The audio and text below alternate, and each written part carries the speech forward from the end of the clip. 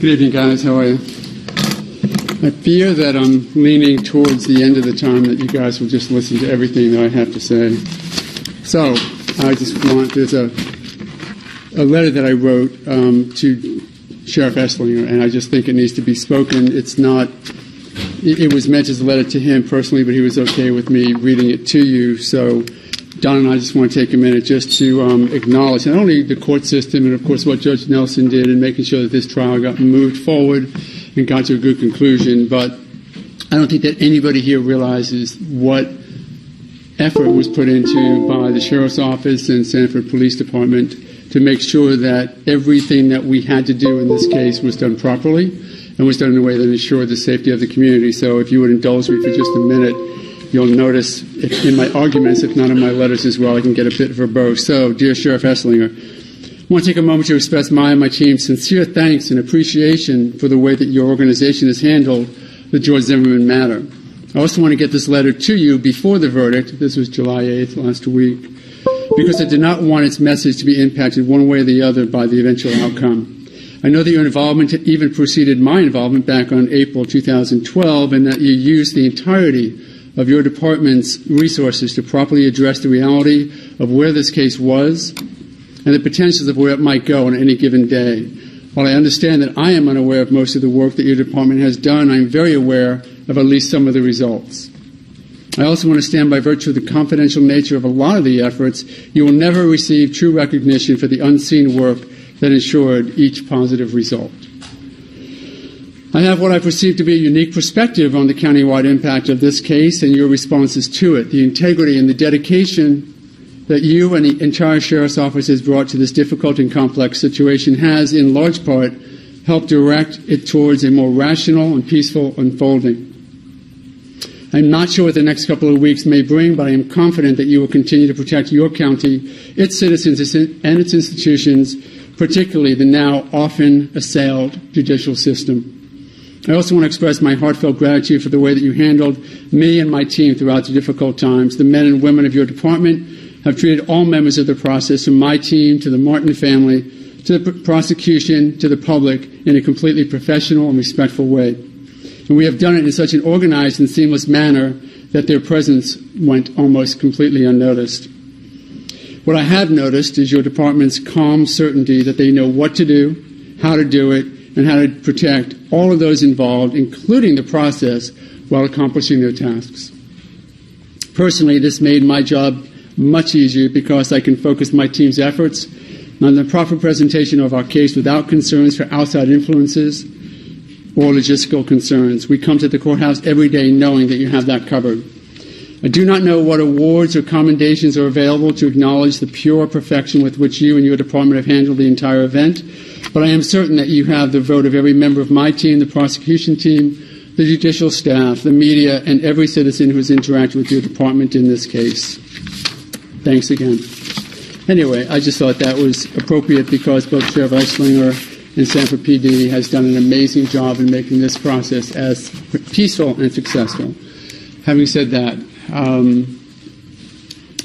we appreciate the jury's time and effort. We really do. They spent an enormous amount of time during the trial listening.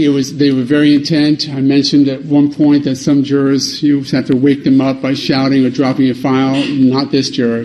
They listened. They took notes. They were as engaged as everybody else in the process, and it made for the type of verdict that we had to have, which was a verdict that listened to all available facts, not all the facts, but all the available facts, the evidence, the law, and the timed consideration that the jury gave to it before making that final decision. Obviously, we are ecstatic with the results. George Zimmerman was never guilty of anything except protecting himself in self-defense. I'm glad that the jury saw it that way, and I hope that everyone who thinks, particularly those who doubted George's reasons and doubted his background, now understand that the jury knew everything that they knew was enough for them to find him not guilty. You know even more than the jury know about both parties' past, and we know that George was the type individual, from what you know, and his involvement in his community. This was not a unique event for George to try and be involved with his community and to be involved with the police when it was necessary. I'm just glad that the jury saw it that way. Very, very happy with the results. Sometimes I can be a little more blunt. I think the prosecution of George Zimmerman was disgraceful. I am gratified by the jury's verdict, as happy as I am for George Zimmerman. I'm thrilled that this jury kept this tragedy from becoming a travesty. For that, we are eternally grateful. But it makes me sad, too, that it took this long, under these circumstances, to finally get justice. Sure, absolutely.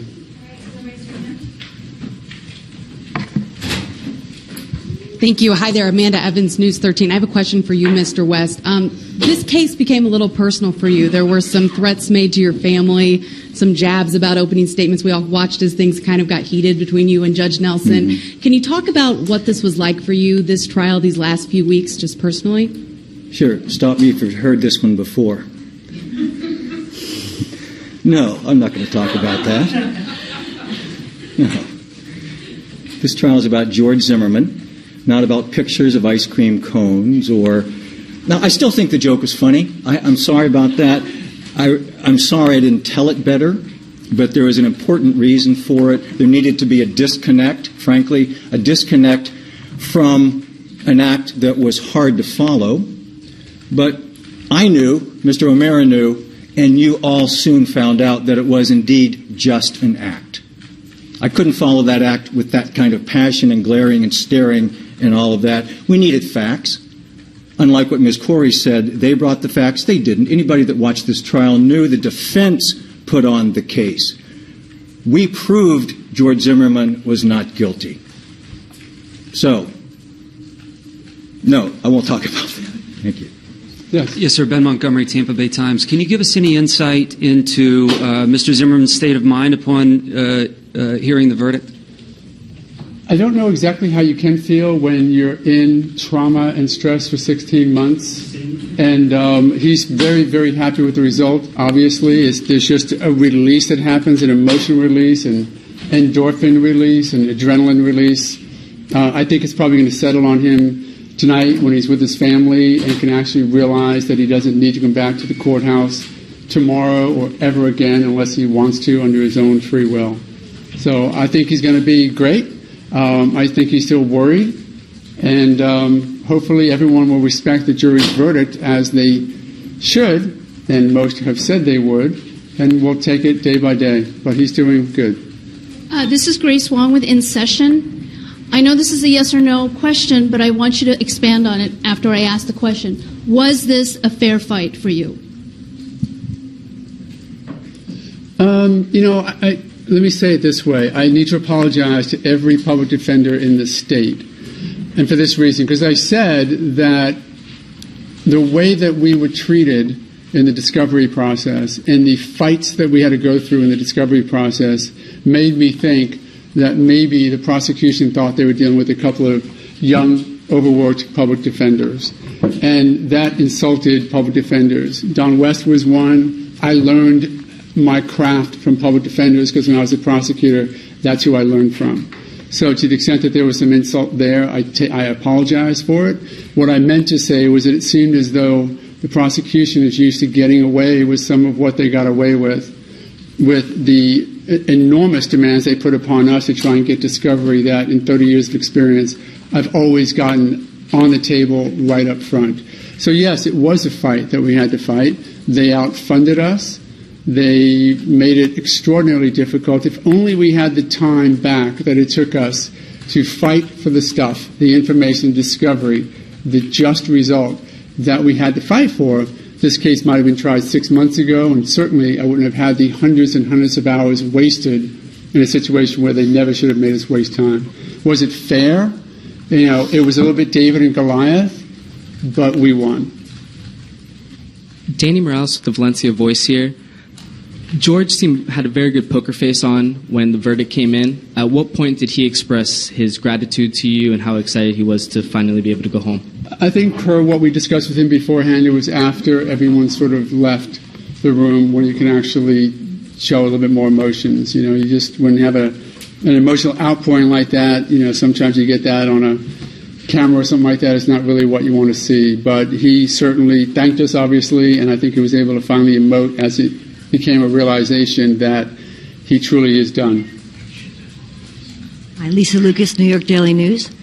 I'd like to ask you what you feel was your best moment and your weakest moment, and ask the same of you to say that for the prosecution. I think the best moment was when they said not guilty. I think that was probably the best moment, right, Ben? I agree with that. So that's it.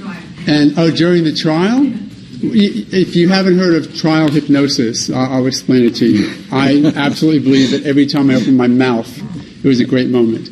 Nobody else thought so, but I always did. So it was the whole. It's a trial. It's where we live. It's like a surgeon being in surgery. It's where you want to be. It's what you want to do. So I would. Everything that we did was with a purpose and a plan. Most of it worked out how we wanted. Every motion we filed, every argument we made. It's just what we do as decent trial lawyers. Lisa Lampkin, NBC News. Hello, Mark, Lisa. I have a couple legal questions. One is, speaking about the state attorney's office, now that you've gotten the not guilty verdict you wanted, are you still going to pursue the sanctions, number one? And then second of all, hopefully not upsetting your wife, because I'm sure you're going to need a vacation, but how are you going to address the civil aspect of this now, as far as the stand your ground and keeping George Zimmerman from being liable? Sure. As to the first, yes, there's a sanctions hearings to be set. There is not only that, but of course the state is then responsible for a lot of the costs that we've incurred to acquit George Zimmerman. So we're going to have a hearing on that as well. So yeah, we're not quite done yet. And on the civil aspect, if someone believes that it's appropriate to sue George Zimmerman, then we will seek and we will get immunity in a civil hearing. And we'll see just how many civil lawsuits are spawned from this fiasco. So, Finn Gomez with Fox News. Mr. O'Mara, Mr. West, what happens to, I know this seems like a kind of a basic follow-up, but what happens now to Mr. Zimmerman? Are we going to hear from him? What does he do now? Where does he go? Like, what's next for your client? I don't know what you do after 16 months of this. I'm really not sure. I think you need to just go somewhere, relax, get your bearings back. I think that he would like to, once he settles in, let you know who he really is, since that couldn't be told except through us, and even in that way, quite limited. But I'm sure that if he could wave his magic wand, he would just sort of get his life back.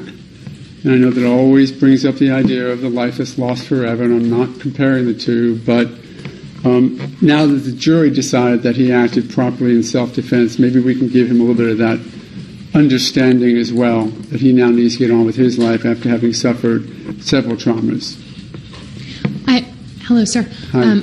I have a two-part question, Molly Hennessy Fisk with the LA Times. The first part is the prosecution raised this question about whether the outcome would be different if the races of the defendant and the victim were different. Do you think it would have been different if George Zimmerman was black? And the other part of my question is, does he fear for his safety, have precautions been made surrounding his security? Well, I think that the things would have been different if George Zimmerman was black for this reason. He never would have been charged with a crime.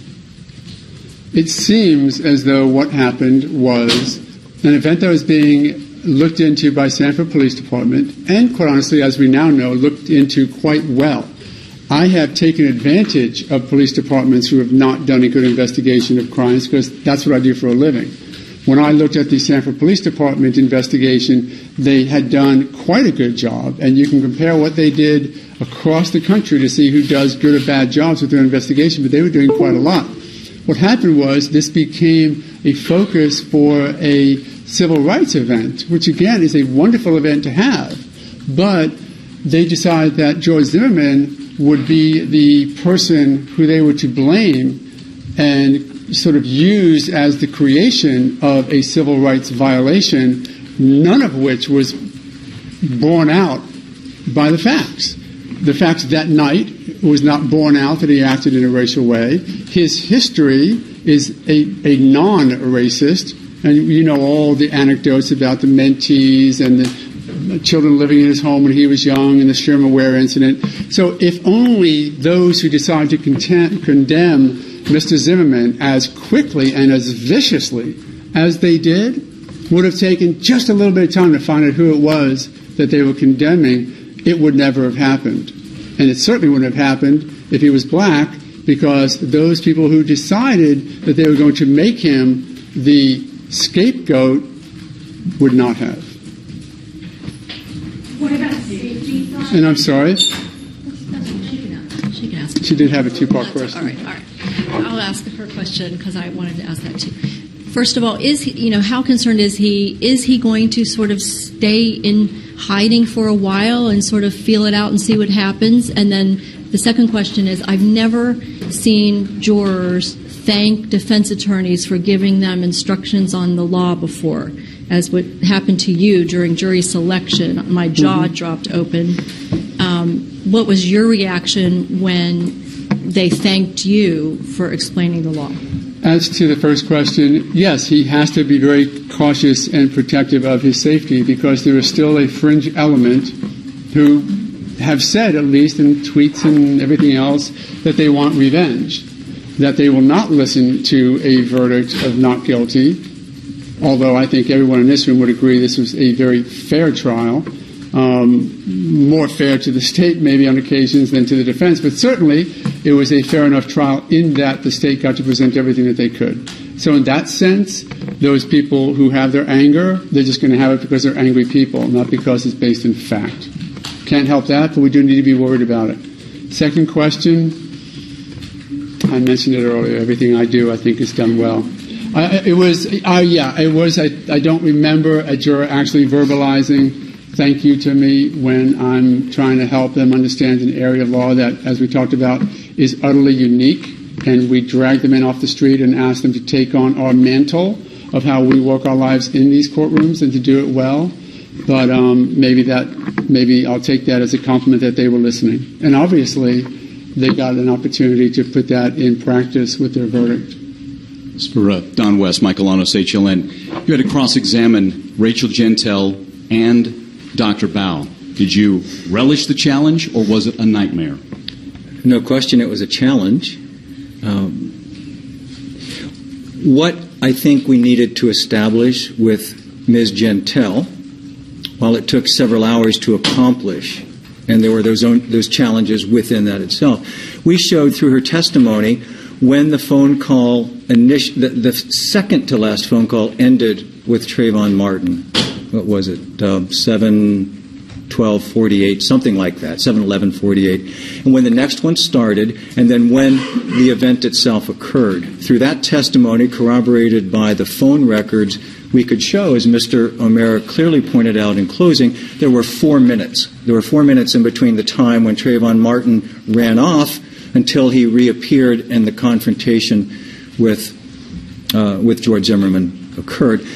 As well, the circumstances under which Ms. Gentile was asked to answer questions were extraordinarily challenging for her. My goodness, she wanted to be left alone. She didn't volunteer anything until she was pulled out of this. And the first interview she gave was with the family lawyer, with the family present on the other end of the phone. It was an interview made for TV, not for law enforcement, that was then followed by an interview with the state attorney's office on April 2nd under the most extraordinary circumstances. It took place in Ms. Fulton's living room with Ms. Fulton sitting next to Ms. Gentile. That set the stage for the witness herself saying, I was uncomfortable. I changed my testimony to accommodate the feelings of Ms. Fulton. That was the setting for all of this. Plus, as Mr. O'Mara pointed out, she really didn't want to be there.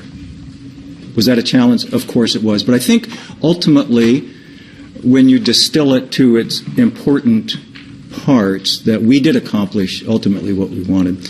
As to Dr. Bao, Did you hear Dr. DeMaio's testimony? Much of my cross-examination of Dr. Val was to set the stage for that, indicating where they would clearly disagree, trying to identify why and how they would disagree, and then offering, I think, perhaps the foremost expert in the country on the very issue we had in our case. Hi, Valerie Boy, Fox 35 News. 2 questions. Do you think the judge was fair or unfair to you? And my other question is, do you think this verdict will hurt race relations? Judge Nelson runs her courtroom very well, and she moved this case along at a pace that I appreciated. Obviously, we were asking for motions to continue along the way, not because of her timeline as much as because of the state's concerns over discovery. It turns out we were able to accomplish what we needed to in the time she gave us. Within the context of the courtroom herself, as I mentioned a couple of times, I appreciate that she reminds me when I do things like speaking objections or somehow no comes out of my mouth. And that's okay. She needs to run a strict courtroom. And I think that she did. So I sort of appreciate that. And I'm okay with that. We certainly had some concerns over the rulings as they occurred, but we respect them as the rulings they are. You had a second part to that? Do you think this verdict will affect race relations? I kept saying a year ago that I really hope that they don't. I kept suggesting to Mr. Crump on 3 separate occasions that we not suggest that this is a civil rights case of the century, because it's just not. It was a self-defense case. Did it bring to the forefront the conversation that young black males are treated a certain way in the criminal justice system? Absolutely. Is that positive? Absolutely. Do we need to have that conversation? Absolutely. However, if portending that conversation on top of the Zimmerman verdict is going to affect our ability to have that conversation, shame on them, because that conversation needs to be had.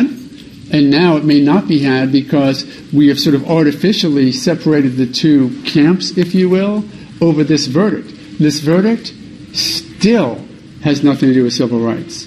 Civil rights needs to be talked about, but not in the context of the George Zimmerman verdict. George Howell with CNN. This question specifically to you, Mr. West. As far as the relationship with the judge, the back and forth, can you talk to us just a bit about that? Do you feel that you were getting fair treatment? And a second question that's similar to both of you. What do you say regarding the tension? What do you tell people who've dug in on one side or the other? I'd like to keep my bar license for a couple more years. And the second part of the question? The second part of the question was, what do you tell people? This has become, people have watched around the country and have dug in on either side of this. What do you tell people, just given the tension that could follow this verdict? That's been such a challenge for me. Obviously, while I've tried a number of cases over the last 33 years or so, a number of them with extremely high stakes, death penalty cases. Nothing, of course, like this with the media attention. Nothing that had the case tried over and over and over again in the media. Nothing where the media was accused of such irresponsibility early on, frankly, being swept along with this narrative that's simply been shown not to be true. To me, as a trial lawyer, that was an incredible distraction, because I like to, in fact, the only place I can try a case is in the courtroom, and I think we did that. So I don't know how to respond. Yes. Jackie Goddard for the Times of London and the Daily Beast. You mentioned about George wanting to get his life back. There's one person who's not going to. Have you got any words for Trayvon Martin's family? They suffered a tragedy. I've acknowledged that to the family on 3 previous occasions. Nothing can bring back Trayvon Martin. Every time any life is lost, particularly a young life, it's a tragedy. We hear about it in car accidents. We hear about it with cancer. I lost a 13-year-old niece to cancer. We hear about it constantly, and it's always a tragedy. But I'm not going to shy away from the fact that I think that the evidence supported that George Zimmerman did nothing wrong, and that he was battered and beaten by a 17-year-old who, for whatever reason, and we won't know, thought that he had to lash out and attack violently. And it turned out that all of the forensic evidence supports that. None of it supports that George was ever the aggressor. Certainly not legally, and I don't believe morally. So did that end up leading to the tragic loss of life? Yes. Could it have been avoided? Yes. When it really came down to it, 45 seconds before the gunshot, when George was getting battered, I still believe that that decision was in Trayvon Martin's hands more than my client's. And as I mentioned, they get my greatest sympathies for their tragic loss of their son. No one should ever have to suffer losing a child, ever. But it happens much more than we're willing to acknowledge sometimes or that we want to admit. This is a tragedy like many other loss of children. It's just not one that George was responsible for. Ty Wright, Valencia Voice.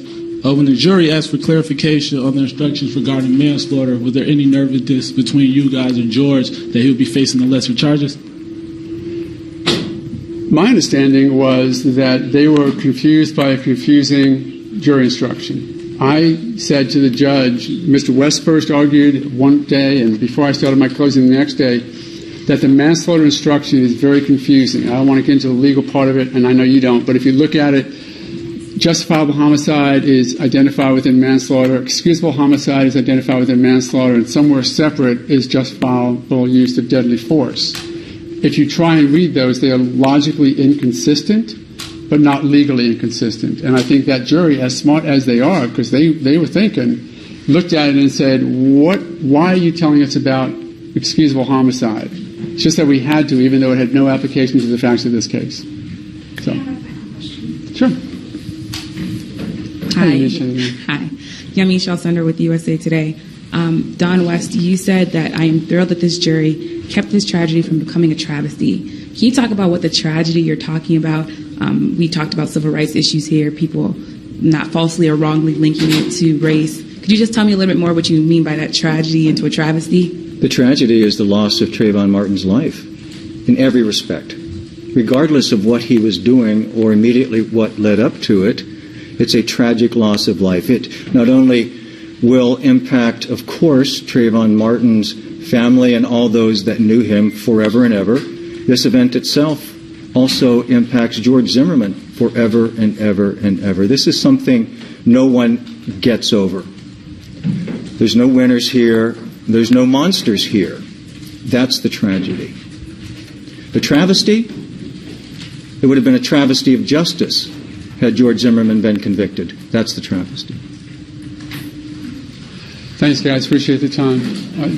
I think that was, someone said it was the last question. So, just please. Iris Delgado with Univision National Network. From your private conversations with George Zimmerman, what was the most compelling statement from George Zimmerman that made you believe in his innocence? There's not just one, but if you really want to look at the statements, the first opportunity that he could say something about this case, he said, I was screaming out for help and nobody came. When Officer Serino challenged him and said, I think there may be a video of this, he said, thank God. I dismiss with disgust the state's suggestion that he was some cop wannabe savant who knew that he could take on that bluff. I think that really speaks to what George was going through that night and how he presented it. So if you want to look for some insight from him, that was it. Did he ever cry to you? I'm sorry? Did he ever cry to you, show you emotion? Absolutely. 16 months of being, some people called him the most hated man in America for having defended his own life only after getting beat for 45 seconds. And then a man who believes in the system, whose dad was a judge, who maybe wanted to be a cop or a prosecutor, then gets a system. Two systems went against George Zimmerman that he can't understand. You guys, the media, he was like a patient in an operating table where mad scientists were committing experiments on him and he had no anesthesia. He didn't know why he was turned in to this monster, but quite honestly, you guys had a lot to do with it. You just did, because you took a story that was fed to you and you ran with it and you ran right over him. And that was horrid to him. Then he comes into a system that he trusts. Let's not forget, 6 voluntary statements, voluntary surrender. And he believes in a system that he really wanted to be part of, right? And then he gets prosecutors that charge him with a crime they could never, ever prove. It's not like they didn't lose evidence along the way, right? So I don't think anyone would argue with me in this room that they had evidence of second-degree murder. This in-your-heart kind of stuff, that's not what we're supposed to do, and it's not what they're supposed to do. So those two systems failed them. Thanks.